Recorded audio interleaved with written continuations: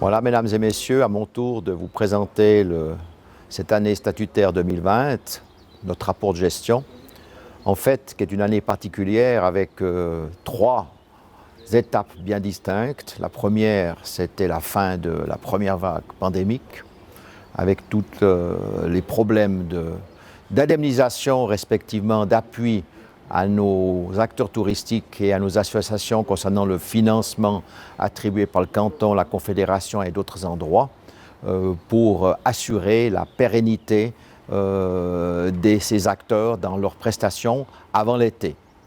La deuxième phase, c'était le début de l'été. Le soleil est arrivé.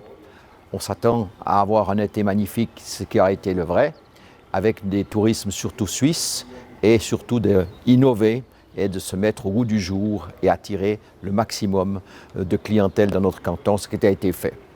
Donc une deuxième phase très positive, et on a surtout remarqué que de nombreux acteurs touristiques se sont tournés vers l'innovation et trouvé le goût de créer de nouvelles émotions.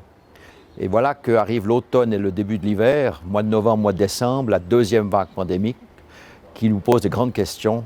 Que va-t-il se passer dans cette saison hivernale, qui est toujours un moment très fort pour le tourisme valaisan? Alors on pourra ouvrir ou pas ouvrir les stations touristiques, les domaines skiables, les restaurants, les hôtels. Et là, il a fallu se battre, vraiment se battre, comme on le dit, auprès des autorités, pas cantonales, mais fédérales, pour que l'on puisse garder les domaines skiables ouverts. Ça n'a pas été facile. On était sous le regard de nos autres cantons suisses alémaniques romans qui ne sont des villes, et on a réussi à ouvrir ces domaines skiables, et ce qui était un bien. Malheureusement, la gastronomie n'a pas pu jouer le jeu complètement, mais au moins le ski a fonctionné. Voilà un peu ces trois phases intéressantes qui ont demandé beaucoup de travail, beaucoup de contacts et surtout beaucoup d'innovation et de s'adapter. En plus, nous avons fait partie de la Task Force économique et touristique, ce qui a permis de donner nos avis, notre appui et nos sollicitations au canton, respectivement de les faire porter par le canton envers la Confédération.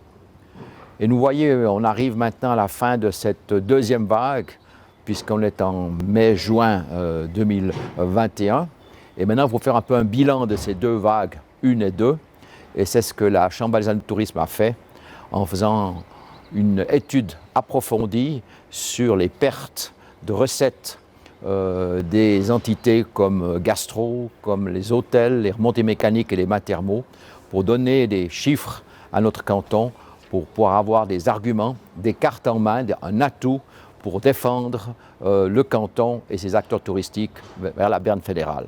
Voilà un peu en résumé cette année statutaire 2020, et je vous remercie de votre attention.